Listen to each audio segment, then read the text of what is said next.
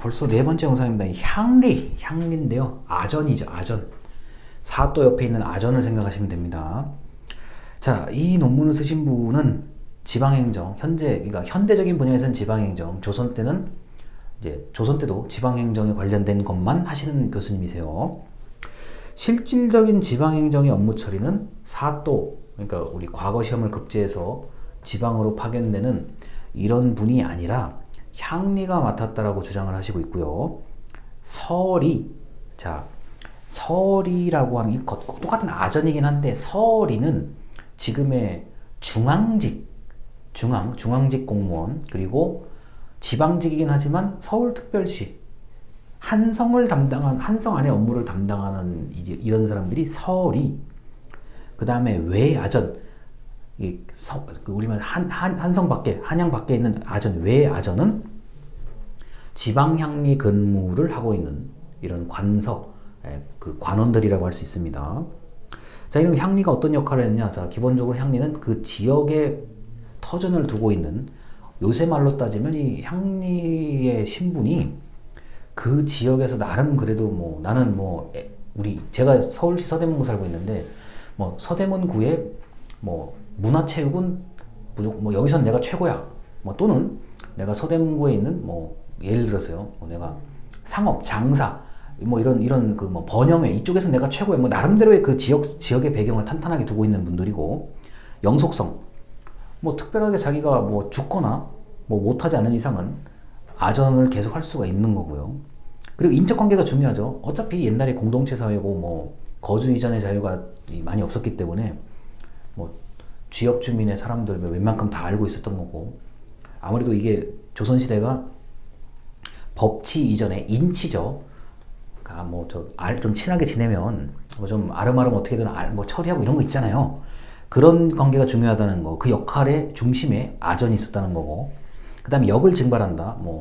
세금을 거들어 다니는 또는 무언가를 우리 군포라고 하죠. 이런 것을 증발하는 역할을, 쉽게 말해서 손발 역할을 다한 거는 향리라고 보고 있습니다. 그러니까 조선시대 때는 중앙관리가 파견되어가지고 향리를 이제 지배하는 그런 상태였고, 고려 때는 그렇지가 못했다는 거 이 논문에서 나오고 있습니다.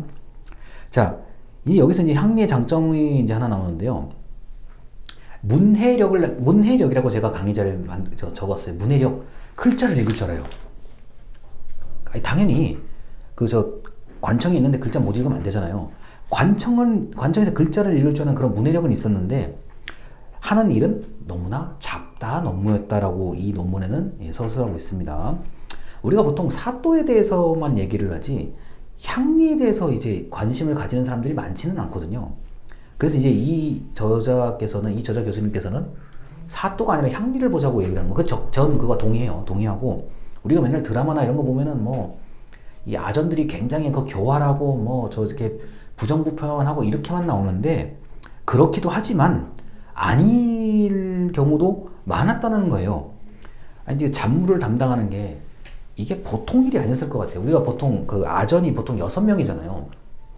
자, 6명에서 이제 많으면 한 10명까지를 볼 수가 있는데, 상상을 해보자고요. 출근해서 사또 하고 이제 공문서 처리하는 게 있고, 창고에 가서 가져와야 되고, 어디 돌아다니면서 이제 세금 걷어야 되고, 할 일이 엄청 많았을 것 같아요.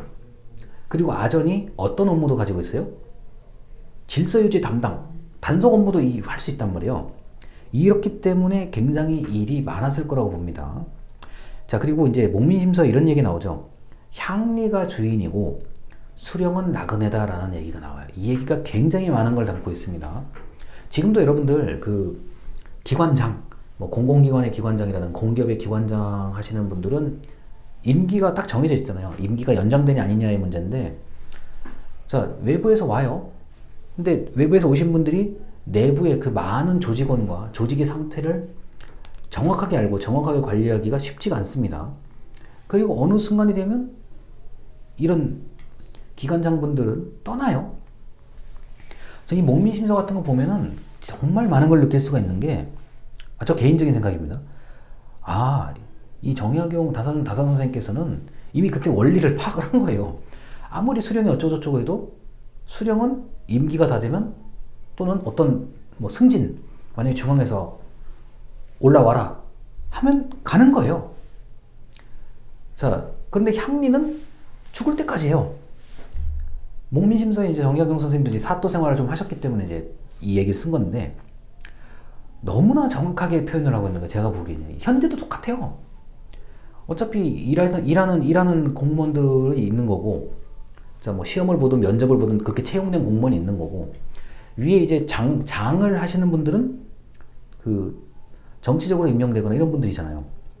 그러면은 업무를 파악하기도 전에, 다 알기도 전에 떠나시고 그냥 그대로 남아서 일하는 거고, 또 누군가 오면은 뭐 잘할 수도 있지만 만약에 못한다 그러면은 중간에 불미스럽게 해임된다 그러면 또 그냥 있는 거예요. 자, 그리고 향리는 별도의 급여가 없었기 때문에 가족 각종 이권 사업에 개입을 한다. 이게 이제 부정부패로 이어진다는 얘기를 이제 했고요. 향리의 이제 아주 중요한 역할 중에 하나, 중개 완충 역할. 그러니까 사또와 백성 간의 중개 완충의 역할을 했다는 거. 근데 이 얘기는 지금 우리 지방행정에도 이건 유효한 얘기입니다. 아니, 흔히 말해서 시장님이나 구청장님, 뭐 군수님이 이거를 어떻게 일반적인 얘기를 어떻게 다 알아요? 그래서 뭐랍니까? 생각보다 중요한 거라죠. 자, 우리 주민센터, 옛날 동사무소, 동장님들 항상 주기적으로 구청장님, 시장님과, 예를 들어서 군수님과 회의를 하죠.